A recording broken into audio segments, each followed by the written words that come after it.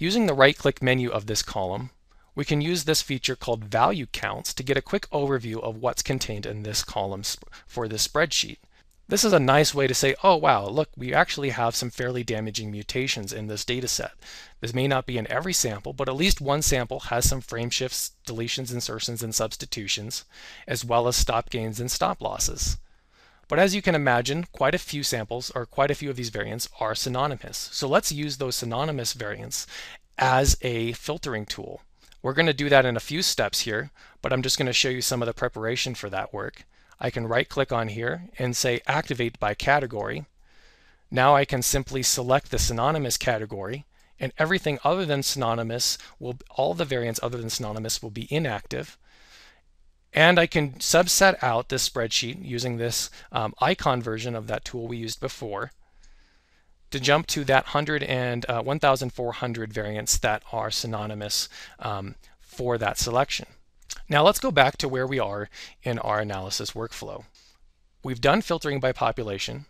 We've now classified our variants, and we can look at the prioritization of those classifications, looking at those damaging variants first, for example. But now we're going to filter down and look at only variants that are coding, and then remove those synonymous variants to get down to this 2,500. So back at our spreadsheet, we're going to start with the spreadsheet that was used to produce the variant report where we were. And we're at 225. And to filter down to those coding variants, we could actually use the information in that variant report. But for demonstration purposes, I'm going to use this other filtering by annotation feature, filter by exon regions. So this is going to require a gene annotation. And any variant that falls outside of the gene exon regions from these annotations are going to be inactivated. I'm going to hit OK. Any of these 225 variants that are not in coding regions are going to be inactivated, and as you can imagine, that greatly reduces the number we're working with. And now let's use the icon version of that column subset to remove those variants and create a clean spreadsheet of just those remaining coding variants. And again, looking at our funnel of steps, our next step is to remove those synonymous variants that were classified as not affecting the gene protein product. And to do that, I'm going to use this activate or inactivate based on second spreadsheet. This is one of those steps that I skipped over before, but we can kind of go into detail now. Again, it's one of the kind of core features of SVS to be able to quickly use other spreadsheets in your project to affect the state of your rows or columns. And in this case, we want to disable any columns that are present in the rows of that list of synonymous variants. So here it is, that list of synonymous variants from our coding variant classification. I already renamed it here in the project. And we're going to inactivate. And boom, now we're down to that 2,500. And just to codify that selection, we're going to again do a column subset. To be able to find this node in our project for later use, let's give this a little more helpful name. This is the coding variants with synonymous removed. Okay, we're going to close that down and go back to our set of slides to talk about what we're going to do next. So now we're going to do that collapsing method based on this 2,500 set of variants. And to do that, we're going to need to have a phenotype. As I alluded to before, the population information of this data set is a great phenotype to use for demonstration purposes, and in fact, we'll actually find some very interesting signals in the data. The population here is of 12 different racial groups, but mostly in the categories of European, African, and European. What we're going to do is just select the Europeans and set those as a 1 in this column called Are You Essentially European? To look at that value counts, that feature we used before, you can see about 22 of our samples here are European. And the next step is to join this phenotype spreadsheet with that filtered set of variants. So we go to File, Join Spreadsheets, and we're going to select this coding variants with synonymous removed as our spreadsheet. Again, there's going to be lots of options here, but we can choose to use the defaults, which are going to make a lot of sense. But as you can imagine, there's any number of ways to join spreadsheets. And we're going to say, let's make this as a project root so we can find this result of this very easily. And here we go, looking at the joined version of these phenotypes and these 2500 variants. To do analysis of to do association analysis, we need to decide which of these phenotypes will be our dependent variable, our variable that we do our statistics against. Do that, we right-click on here and say Make Dependent. It turns the column magenta, and it detects that this is going to be a case control variable. Now we go to Analysis, Collapsing Methods, and you can see here a number of collapsing methods that we've supported, and these are the ones I mentioned earlier, both CMC, Dr. Suzanne Liao, and this counts variants per gene, which is going to be based on simply quantifying the number of variants in each gene region.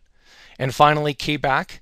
And both of these, CMC and KBAC, have both a version designed for case control and for being run in a regression framework to be able to correct for covariates and use quantitative phenotypes. But we're going to use this permutation test version. And I'm going to set the number of permutations to 10,000 to give us a little more definition. And I'm also going to use this adaptive permutation testing technique.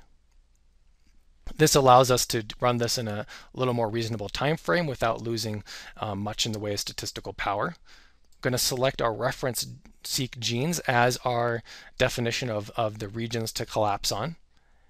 And again, there's going to be lots of options here. You can choose to play with those options, and even just hovering over options will give you some tool tips to give you an idea of what those options should be. And of course, our integrated help by our help button will provide more detailed explanation.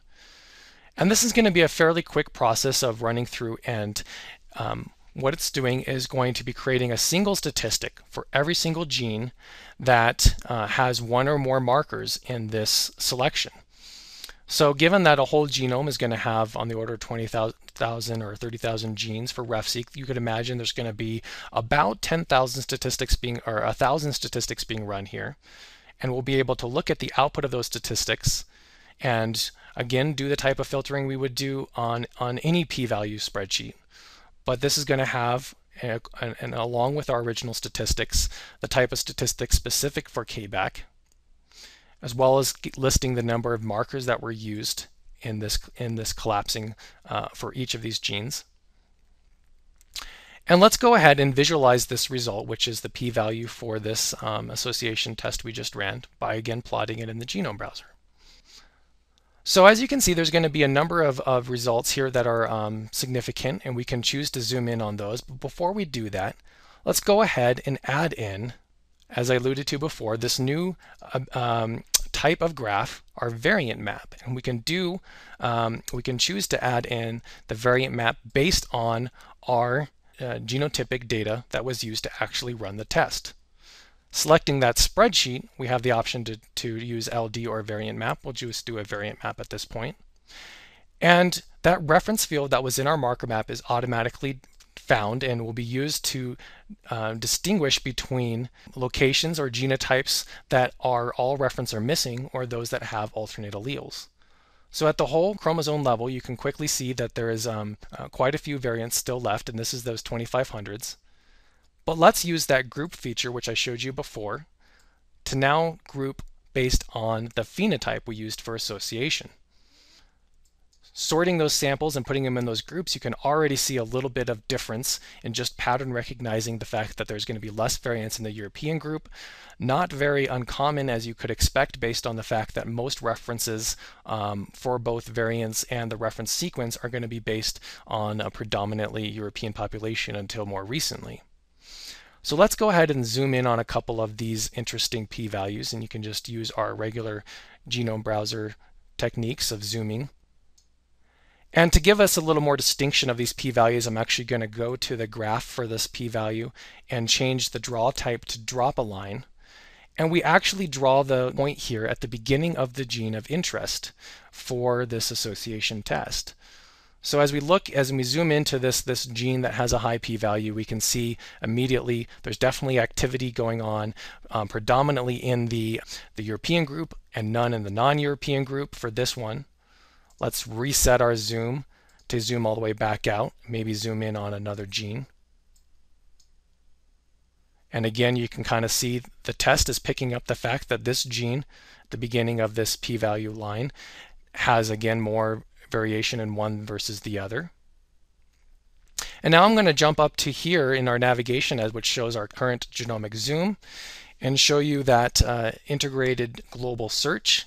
And we'll, as I type, it's actually searching both the cytoband and the RefSeq annotation tracks that we have in our genome browser.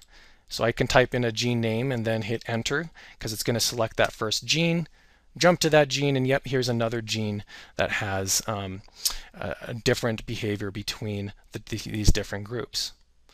To show you kind of in summary what we've accomplished here, I'm going to open up a different plot which I've pre-constructed, and this plot's going to have a combination of all these different steps that we've taken so far.